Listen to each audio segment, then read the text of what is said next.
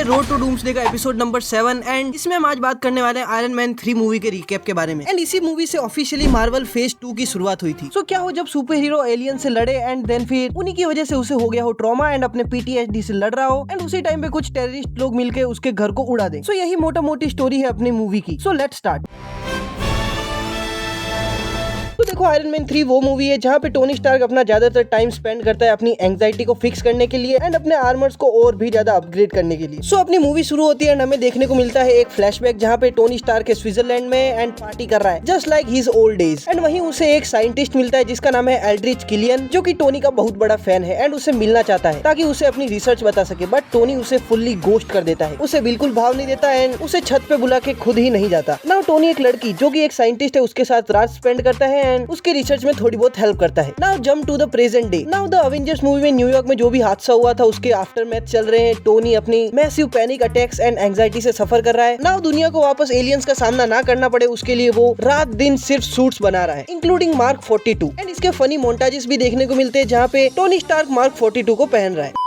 Now दूसरी तरफ एक टेरिफाइंग टेररिस्ट लीडर है जिसका नाम है मैंडरीन, जो कि सारे यूएस ब्रॉडकास्ट को एक साथ हैक कर देता है एंड पूरे यूएस गवर्नमेंट को धमकी देके रखी है, जो कि अलग अलग जगह पे बॉम्ब ब्लास्ट करवाता है। बट उन बॉम्ब ब्लास्ट के एक खास बात है कि वहाँ पे बॉम्ब का निशान ही नहीं मिलता एंड इसे एज अ मूवी का विलन सेटअप किया जा रहा था। नाउ पेपर स्टार्क इंडस्ट्रीज की CEO बन चुकी है एंड हैप्पी होगन उसका पर्सनल बॉडीगार्ड। वहीं हमको देखने को मिलता है एल्ड्रिच किलियन, जो कि पेपर से बात कर रहा है अपने इन्वेंशन को लेकर एंड उसकी हेल्प लेना चाहता है। बट पेपर उसे ये कह के मना कर देती है कि इस इन्वेंशन का गलत यूज हो सकता है। नाउ हैप्पी इस पे शक होता है एंड वो उसके पीछे लग जाता है। जब वो एल्ड्रिच किलियन के बंदे का पीछा कर रहा था तब वहाँ पे एक गंदा ब्लास्ट होता है एंड अपना हैप्पी बुरी तरह इंजर्ड हो जाता है। नाउ टोनी अपने दोस्त हैप्पी से हॉस्पिटल में मिलने जाता है एंड बाहर निकलते निकलते काफी ज्यादा फ्रस्ट्रेटेड एंड एंग्री मोड में मैंडरीन को धमकी दे देता है एंड लिटरली उसे अपना घर का एड्रेस दे देता है एंड इसे आप सुपर हीरो हिस्ट्री का वन ऑफ द डम बेस्ट मूव भी कह सकते हो। नाउ अब जब टोनी अपने घर पे बैठा था तो उसकी पुरानी दोस्त उससे मिलने आती है जो कि 1999 में उससे मिली थी। बट वहीं हमको देखने को मिलता है कि कुछ हेलीकॉप्टर्स एंड नाउ ये लोग टोनी के मेंशन को बुरी तरह डिस्ट्रॉय कर देते हैं। टोनी किसी न किसी तरह पेपर को बचा लेता है बट उसके मेंशन को नहीं बचा पाता एंड उसका पूरा घर ओशन में गिर जाता है। नाउ टोनी किसी न किसी तरह मार्क 42 पहन के वहाँ से निकल जाता है। उसके सूट में जो AI जार्विस लगा हुआ है वो टोनी को उसके घर से काफी ज्यादा दूर ले जाता है। नाउ जब टोनी की आंखें खुलती है तो वो अपने घर से काफी दूर है। उसके सूट की बैटरी उतर चुकी है एंड वो मिलता है एक 10 साल के बच्चे हार्डली से एंड उसी के घर पे वो अपने सूट को चार्ज करता है एंड टोनी इसी बीच इन्वेस्टिगेशन करता है कि आखिर ये बॉम्ब ब्लास्ट हो क्यों रहे हैं एंड इसके पीछे एक्चुअली है कौन। एंड इसी का पता लगाते लगाते उसे पता चलता है कि एल्ड्रिच किलियन ही इन सब के पीछे है एंड ये लोग ह्यूमन पे एक्सपेरिमेंट्स करके उनको एज अ बॉम्ब के रूप में यूज कर रहे हैं। ना इसी बीच किलियन के 2 आदमी टोनी पर अटैक करते हैं बट वो किसी न किसी तरह बच जाता है एंड इसके बाद टोनी अपने मैंडरीन को ट्रैक करता है एंड उसके मेंशन तक पहुंचता है एंड अपने अलग अलग गैजेट्स यूज करके वो जो बॉडीगार्ड्स थे उनको नॉकआउट करता है एंड फाइनली वो मिलता है मैंडरीन से, जो उसे कहता है कि वो तो एक थिएटर आर्टिस्ट है जिसे सिर्फ एक्टिंग करने के पैसे मिल रहे थे एंड उसे पता चलता है कि इन सब के पीछे एल्ड्रिच किलियन है जो कि बैकग्राउंड में रहकर सारे ब्लास्ट करवा रहा था। ना दूसरी तरफ किलियन पेपर को किडनैप कर लेता है एंड उसके अंदर भी वही वायरस इंजेक्ट कर लेता है एंड यूएस के प्रेसिडेंट को भी उठवा लेता है वॉर मशीन सूट की हेल्प से, जिसे उसने अपने रोडी से छीन लिया था उसे बंदी बनाकर। नाउ यहीं पे हमको मूवी की सबसे बड़ी फाइट देखने को मिलती है जहाँ पे किलियन ने बड़ी सी शिप के ऑयल टैंकर्स के ऊपर प्रेसिडेंट को टांग रखा एंड उसे जिंदा जलाने की कोशिश में है। नाउ टोनी एंड रोडी वहाँ पे आ जाते हैं। Tony house party protocol activate करता है एंड उसके पास जितने भी सूट थे सबको मंगवा लेता है। नाउ यहाँ पे हमको मैसिव फाइट देखने को मिलती है जहाँ पे टोनी के सूट्स अलग अलग तरीकों से किलियन के आदमियों को मार रहे थे। यहीं पे अपना रोडी प्रेसिडेंट को बचा लेता है एंड फिर हमको देखने को मिलता है टोनी वर्सेस किलियन। यहीं पे किलियन पेपर को नीचे गिरा देता है एंड हमें ऐसा लगता है कि पेपर मर गई एंड टोनी फुल्ली फ्यूरियस होकर अपने मार्क 42 को किलियन को पहनाता है एंड उसे ब्लास्ट कर देता है। बट किलियन किसी न किसी तरह उस ब्लास्ट से सर्वाइव कर जाता है। बट हमें देखने को मिलती है glowing super powered paper pots जो कि आती है पेपर आयरन मैन सूट के